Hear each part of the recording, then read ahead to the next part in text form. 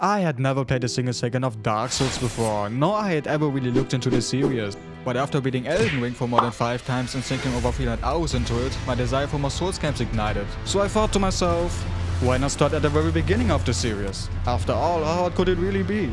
I already had hundreds of hours Elden Ring experience under my belt, or so I thought. Because less than 10 minutes later I was already standing face to face with a giant armored beast, getting pummeled by a demon straight out of hell, nearly turned into barbecue by a gigantic dragon,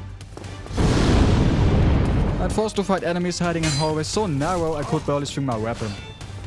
Dark Souls made it very clear, very quickly, that my 300 hours of Elden experience were about as useful as an umbrella doing a volcanic eruption. And with that, welcome to my first 10 hours of Dark Souls. 100% blind, 100% unprepared, 100% unqualified, but fueled by 110% enthusiasm, I jumped straight into the character creator. Just like in Elden Ring, I could pick a starting class, and after scrolling through the menu for a bit, I decided to go with the warrior. Partly because I had heard somewhere that it's one of the better starting classes, but mostly because I'm just a little warrior. The starting guilds weren't much help either, most of them sounded completely useless to me, but one of them mentioned a key, and keys open doors. That sounded smart enough for me, so I picked that one. After that, the game threw a properly dark and gloomy intro cinematic at me. Now visually, it has definitely seen better days, and I had absolutely no idea what was actually going on story-wise, but honestly, I didn't care, because the soundtrack suddenly kicked in and made everything feel way more important than I understand it to be. With the strength of lords, they challenge the dragons. Gwyn's mighty bolts peeled apart their stone scales. Anyway, a few moments later, my ass woke up in a dark prison cell. And hold on a second, is that me? I don't know who or what that thing is, but it definitely wasn't a character I spent 10 minutes creating. Oh well, after getting used to the controls and introducing a few unfortunate undead to the business end of my weapon, I started hearing these heavy footsteps echoing through the prison. Right, let's just hope that guy is optional. He wasn't, I figured that out less than a minute later. Fortunately, I spotted a door on the other side of the room and immediately sprinted towards it with the survival instincts of Speedy Gonzales. And before the boss could even think about doing anything, the gate slammed shut behind me. By now I had found an actual sword and a shield, which made me feel significantly safer. As long as nobody decided to throw a giant iron ball directly at my skull, everything should be fine. A very lootable knight also told me I was about to die, that I needed to ring some bells, then refused to elaborate, refused to die, and refused to hand over his armor. So I left the conversation just as confused as when I entered it. But at least he gave me 5 Estus flasks, which refill whenever you rest at a bonfire. After getting beaten up by a skeleton because I couldn't figure out how to drink one of those flasks, I eventually stepped through one of Dark Souls' infamous 4 gates. And just like that, we meet the big boy again. This time, however, I had an actual sword and a shield. And a plan. I immediately jumped off the ledge and buried my blade right into his skull for a huge chunk of damage. And honestly, with proper gear and over 300 hours of Elden Ring experience, this boss should be easy. And I'm actually doing great! Nope. Nope. Never mind. Not in Dark Souls. But somehow I managed to get back on my feet, and after a surprisingly massive fight, I finally put the guy down for good. He dissolved into a cloud of smoke and opened the path to a cliffside. And I'm the only one who can still hear these heavy footsteps. I already killed the boss, so what the hell is that? But here's where a giant crow immediately kidnapped me and carried me off to the ancient land of Lordran. Here I met yet another guy who also started talking about belts, and apparently there were 2 of them. One above and one below. And somehow it was my job to ring both of them. And just like in Elden Ring, Dark Souls wasn't exactly generous when it came to quest directions. Quest markers, no objective list, no helpful NPC reminding me what to do every 5 minutes. So I decided to cling on to the only piece of information I actually understood. Ring the bells. With a goal finally in mind, I continued making my way upwards, until I ran into a few more undead, which seemed like the perfect opportunity to try out parrying. For those who somehow managed to avoid every Souls game ever made, parrying allows you to interrupt certain enemy attacks and immediately follow up with a devastating counterattack. The timing, however, is a little specific. And since I'd never parried a single attack during my entire Elden Ring career, my first attempts went a bit as well as you'd expect. But wait, did I just see that correctly? Did the guy just heal?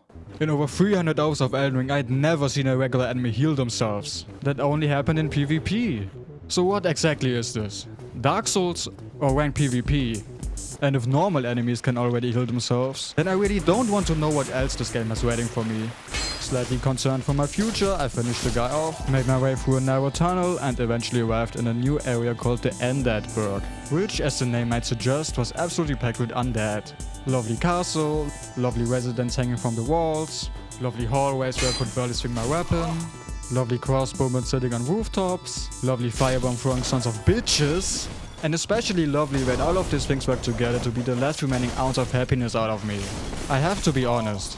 The first hour of exploring and the repeatedly dying in this place was rough. It constantly felt like I wasn't making any progress, because around every corner there seemed to be something specifically designed to convince me to uninstall the game. Like this thing. This random guy in black armor standing around for absolutely no reason. He looked completely unkillable, so naturally I decided to take a very wide detour around him, which led me to this tower, which is definitely totally safe. Right? Inside I found a fog gate, but before walking through it I decided to explore the tower a little more. A decision that immediately led me to this walking tank. Whatever he was guarding, I was fairly certain he could erase my existence with a single swing. That, however, did not stop me. Instead, I decided to outsmart him. As he charged towards me, I jumped over his head and sprinted straight through the hallway he was guarding. And let's be honest, if a walking tank is guarding a passage, there has to be something valuable behind it. Maybe some kind of treasure, gold, diamonds, a legendary weapon. And there were actually diamonds. The problem was that these diamonds were roughly 3 meters tall and wanted me dead. Panicking slightly, I immediately ran back towards the tower. What I hadn't considered, however, was that the walking tank was apparently still pretty upset about being tricked. And so, a few seconds later, he reintroduced me to reality with a single swing. The 4,500 souls I lost in the process, I didn't even notice they were gone. At that point, I think Dark Souls was trying to tell me in the politest way possible that I was not supposed to be there yet. So after fighting my way through the burg yet again, I decided that walking through the fog gate was probably a better idea than challenging that alternative route for a second time. Inside, I quickly looked around, found a ladder, climbed the ladder and introduced 2 unfortunate hooligans to the business end of my sword. There wasn't much else up there though, so back down I went. I continued across the bridge and hello there, spawn of Satan. Finally, this was my chance to prove what over 300 hours of eldenring experience could do. And to be fair, things actually started pretty well. I fought the boss in what I would describe as an epic duel, got him down to about half health. But then I got greedy and died. The next attempt started the same way. Killed the 2 idiots on the tower, climbed back down. And then I noticed something. Why is this guy climbing down ladders like he's 87 years old? At this speed I could probably finish another soul scam before reaching the bottom. Since I was climbing down that ladder way too slowly, I decided to take off my armor so I could finally get the light roll I'm used to from Eldenring. Which also meant you got to see my character's full body. And that just to die 3 seconds later again. Using my incredible brainpower, I immediately ran back up the ladder to reclaim the high ground. For one, I was safe up there. And secondly, I could do the exact same thing I did to the Azulin demon and drop directly onto his head. So naturally, I started making fun of him from up there. Because unlike him, I was completely safe. Or so I thought. Because the next thing I knew, this absolute creature launched himself up into the tower and personally informed me that I was in fact not safe. The run back to the boss was, as always, an absolute pleasure. The fight itself, however, turned out to be surprisingly simple once I embraced my inner coward. A few well-placed plunge attacks dealt an absurd amount of damage and made short work of him. Although, to be fair, I did try fighting properly afterwards. You know, dodging, learning the movesets, actually improving at the game. But unfortunately, his delayed attacks were somehow even worse than Margit's. So after a brief experience with honor, I went right back to the coward strategy. The beast fell over, I took the win and continued my journey into the unknown. And over in the distance, I spotted what looked like another enemy just standing there. For some reason, however, something about him felt suspicious. So instead of walking up to him, I decided to take the other path first. A decision that nearly got me turned into barbecue. Because out of absolutely nowhere, something flew overhead and covered the entire bridge in fire. Looking up, I discovered what appeared to be a dragon casually chilling on top of the castle. And judging by the way he was staring at me, I got the feeling he wasn't particularly interested in having a friendly conversation. So I immediately turned around and decided to investigate that definitely an enemy I had ignored earlier. And honestly, I couldn't have been happy about what I found. No new weapon, no rare armor, not even a bonfire. No, I eventually realized that it wasn't an enemy at all. God damn it, Solaire was just standing there, photosynthesizing. Even though I had never played Dark Souls before and had done my best to avoid spoilers, this was one of the few characters I already knew about. Not because I knew anything about his story, I didn't. But I knew he existed, I knew he loved the sun, and I knew that half the internet seemed to worship him. So I was genuinely just happy to meet him this early in the game. After a conversation, I wasn't really any wiser than before, but he seemed like a good guy. And honestly, if your life goal is to become as grossly incandescent as the sun, I can only respect that. With that, I made my way back towards the giant fire-breathing lizard that had nearly turned me into barbecue. Following the path beneath him eventually led me above the bonfire I'd been using throughout the entire burg. And after kicking down a ladder, I suddenly realized that all these different paths were not connected. I have to admit, unlocking that shortcut was incredibly satisfying. There's just something really cool about how all these seemingly linear areas eventually loop back into each other. But before continuing my journey towards the belts and whatever oversized nightmare was waiting for me up there, I had unfinished business. The giant armored beast, aka the Black Knight, had embarrassed me earlier, and now I wanted revenge. For glory, for honor, and most importantly, for loot. What followed, however, was pure suffering. First of all, every single attempt required me to clear out a small army of annoying undead, unless I wanted to get stabbed in the back halfway through the fight. And secondly, I was still just as weak as the first time we met.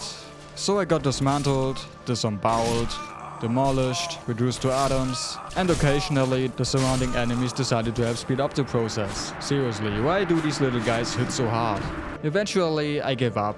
At least for the moment. But while I hadn't beaten him yet, I had come up with an idea. And trust me, we'll get back to that later.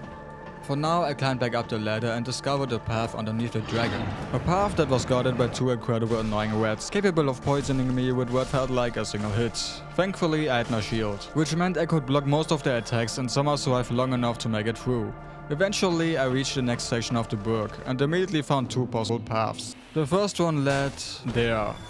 I think I don't need to explain why that was absolutely not an option in my current condition. The second path led up a tower, and surely that one would be a little more merciful, right? Dark Souls? Yeah, not quite. Because as I went up the tower, I was greeted by yet another tank from the beginning, capable of ending my entire bloodline. So I turned around and ran back down. I love the pain. Because the pain is the truth. You can probably guess what happened next. So once again, I made my way underneath the dragon and straight back to the spear guy. Actually, not past the spear guy. At this point, I rage quit, curled up into a corner and spent a few minutes feeling sorry for myself. Now, because I was slightly demoralized after getting repeatedly folded by everything this game had to offer, I decided it was finally time to revisit an idea I had earlier. Parrying. More specifically, actually learning how to do it. The basic idea sounds simple enough. Press the parry button at the right moment, interrupt the enemy attacks, and immediately follow up with a devastating counterattack. The timing window, however, is interesting. According to my extensive in-game research, the correct moment is approximately the exact seconds the enemy starts thinking about attacking you. Not when they raise their weapon, not when they're winding up, but right before they decide to launch it directly into your face. Which makes the whole thing incredibly risky, but also incredibly rewarding. Parrying was an entire new world to me, because I had never used it during my entire Elden playthrough. Yet somehow, I picked it up surprisingly quickly. Double kill! Triple kill! And I have to admit, that felt pretty good. Why didn't I learn this sooner? I'm basically an esports player at this point.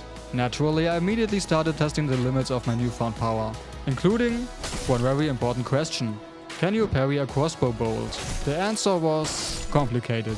But regardless, I had unlocked a completely new mechanic and was now overflowing with confidence.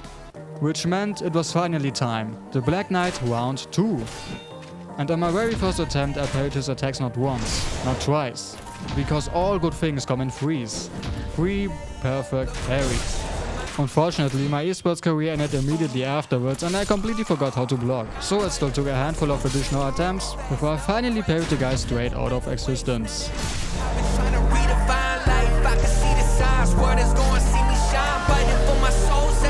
And honestly, the feeling beating him without summons, guides or a wiki and simply getting better with every single attempt felt incredibly rewarding. And as a bonus, he even dropped a little nice talisman for my troubles. And for anyone wondering, here's my current level and build.